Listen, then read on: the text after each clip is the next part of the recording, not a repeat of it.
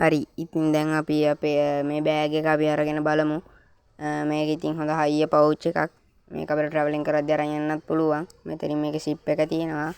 මේක හොඳ quality bag එකක්. අපි එහෙනම් දැන් මේක සිප් එක අරගෙන බලමු.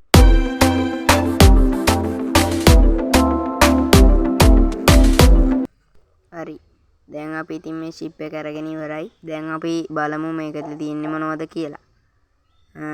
මේකේ අපිට මෙතනින් ඩ්‍රෝන් එක පේන්න තියෙනවා. මෙතනින් රිමෝට් එක වගේම තව පැකින් එකක් වගේ එකක් පේන්න තියෙනවා. අපි දැන් ඉස්සෙල්ලා ඩ්‍රෝන් එක අරගෙන බලමු. අපි ඒක දැන්ට පැත්තකින් තියාගමු. දැන් අපි අපේ රිමෝට් කන්ට්‍රෝලර් එක ගමු. මේකත් හොඳ රිමෝට් කන්ට්‍රෝලර් එකක්. අපි ඒකත් දැන්ට පැත්තකින් තියාගමු. අපි බලමු තව මොනවද මේක ඇතුලේ තියෙන්නේ කියලා. මෙතනින් මේ වගේ පොඩි පැකේජ් එකක් තියෙනවා. මේකේ ප්‍රොපලර් ගාඩ් වගේ දාලා තියෙන ඒ වගේම තියෙනවා මේ වගේ යූසර් මැනුවල් එකක් සහ ඇප් එක ගැන විස්තර කරන මැනුවල් එකක්. ඉතින් මෙච්චරයි අපිට තියෙන්නේ. මෙතනින් අපිට පේනවා QR කෝඩ් එකකුත් තියෙනවා. දැන්ට මේව පැත්තකින් තියාගමු. දැන් අපිට මේ බොක්ස් එක ඕනේ නැති හින්දා අපි ඒකත් පැත්තකින් තියාගමු. දැන් එහෙනම් අපි ඉස්සලා ගමු අපේ ඩ්‍රෝන් එක. ඉතින් මේ ඔයගොල්ලන්ට පේන ඇති මගේ අල්ලේ සයිස් එකත් එක්ක මේ ඩ්‍රෝන් එක කොච්චර පොඩිද කියලා ඔයගොල්ලන්ට හිතා ගන්න පුළුවන්. මේ ඩ්‍රෝන් එක ඉතාමත් පොඩි ඩ්‍රෝන් එකක්. මේක මෙතනින් තමයි මේකේ බැටරිය දාන්න තියෙන්නේ. මේ වගේ පොඩි පුෂ් එකක් දීලා අපිට බැටරිය එළියට ගන්න පුළුවන්. මේක මිලි ඇම්පියර් 1800ක බැටරි එකක් ඔයගොල්ලන්ට පේනවද දන්නේ නැහැ. අපි නැවතත් මේක මෙහෙම දාගමු. මේ විදියට දාන්න පුළුවන්. මෙතන ඉස්සරහින් තියෙනවා මේකේ මේන් කැම් එක. ඒක මේ වගේ ඇඩ්ජස්ට් කරන්නත් පුළුවන්. මේ විදියට මේ තියෙන මේකේ සෙකන්ඩ් කැම් එක. මේක නම් ඉතින් අපිට රිමෝට් එකෙන් තමයි දාන්න වෙන්නේ ඇප් එකෙන්. මේ තියෙන්නේ අපේ සිග්නල් ගන්න වයර් එක Wi-Fi. අපි එහෙනම් දැන් මේකේ ආම්ස් ටික දිග අරගෙන ඉමු. මේ විදියට මේ ආම්ස් 4 දිග අරගන්න පුළුවන් අපිට. දැන් ඔයාලට පේන විදිහ සාමාන්‍යයෙන් ඩ්‍රෝන් එක සයිස් එකට මේ ඩ්‍රෝන් එක ආවා. දැන් අපි අපේ රිමෝට් එක පොඩ්ඩක් අරලා මේ බැටරි පැක් එක පොඩ්ඩක් අරලා බලමු. අපිට මේකට ඩබල් A බැටරිස් 3ක් දාන්න ඕන. මේ විදියට මේ බැටරිස් 3 දාගන්න. මේ විදියට හරි පැත්තට බැටරි ටික දාගන්න. දැන් අපි මේ බැටරි පැක් එක ආයිමත් වහගමු.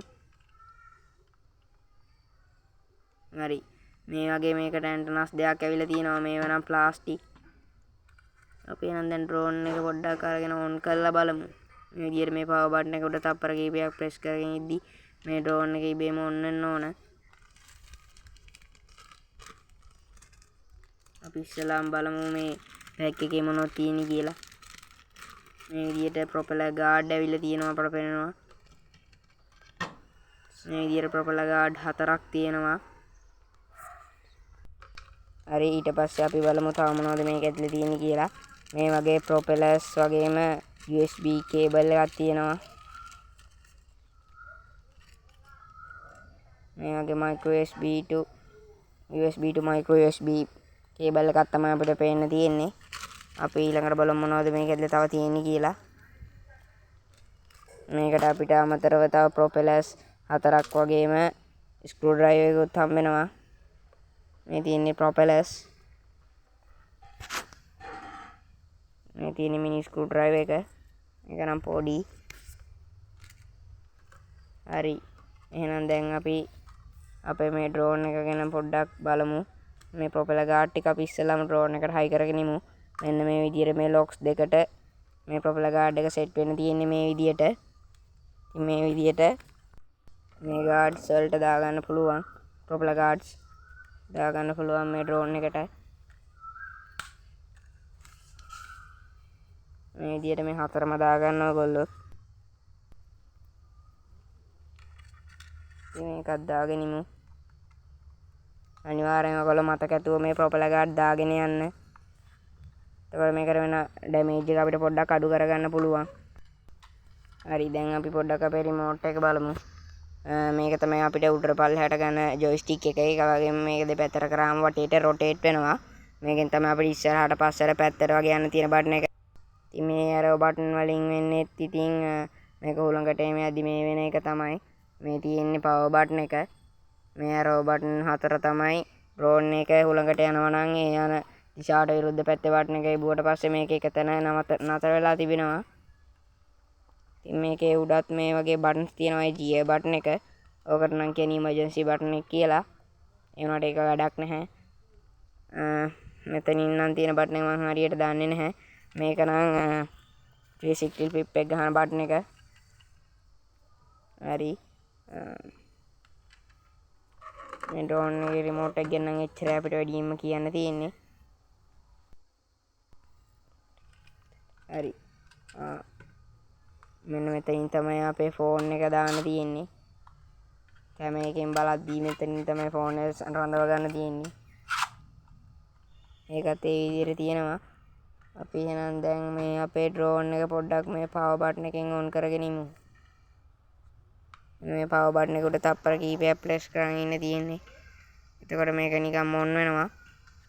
ඉස්සෙල්ලාම ඔයගොල්ලෝ මේ ඩ්‍රෝන් එක තමයි ඔන් කරගන්න ඕන. මේ වගේ ලයිට්ස් ඉන්ඩිකේට්ස් පේනවා අපිට පේනව නේද? හරි දැන් අපිට මේක ඔන් කරගන්න තියෙන්නේ අපේ රිමෝට් කන්ට්‍රෝලර් එක. දැන් අපි පොඩ්ඩක් ස්ටාර්ට් කරලා බලමු අපේ ඩ්‍රෝන් එක.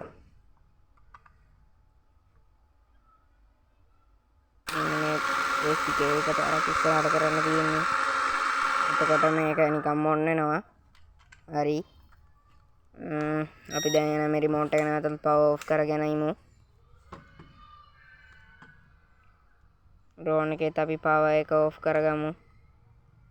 මොනවාගේ තප්පර කීපයක් ප්‍රෙස් කරන විදිහ එකත් අපි ලයික් කරලා තියාගෙන අපි යමු ෆයිරින් වීඩියෝ එක. හරි දැන් එහෙනම් අපි බලමු අපි මේ ඩ්‍රෝන් එක කොහොමද ෆෝන් එකට කනෙක්ට් කරගන්නේ කියලා. ඔයගොල්ලෝ කෙලින්මයි Play Store එකට නැත්නම් App Store එකට ගිහිල්ලා සර්ච් කරන්න RCUFO කියලා app එකක්. ඊට පස්සේ මෙන්න මේ වගේ app එකක් ඔයගොල්ලන්ට එනවා. ඒ app එක ඔයගොල්ලෝ install කරගන්න. ඊට පස්සේ අපි මේ app එක open කරගමු. හරි දැන් open කරද්දී ඔයගොල්ලෝ ඉස්සෙල්ලාම මේ Wi-Fi කියන මේකට ගිහිල්ලා අපේ මේ drone එකේ Wi-Fi connection එක connect කරගන්න ඕන. ඔයගොල්ලන්ට පේනවා ඇති Wi-Fi UFO කියලා මේකේ සඳහන් වෙනවා. අපි දැන් ඒකෙන් back වෙලා අපි යමු ආයෙමත් අපේ app එකට. app එකට ගිහිල්ලා මෙන්න මේ start කියන බටන් එක උඩ එකපාරක් click කරන්න.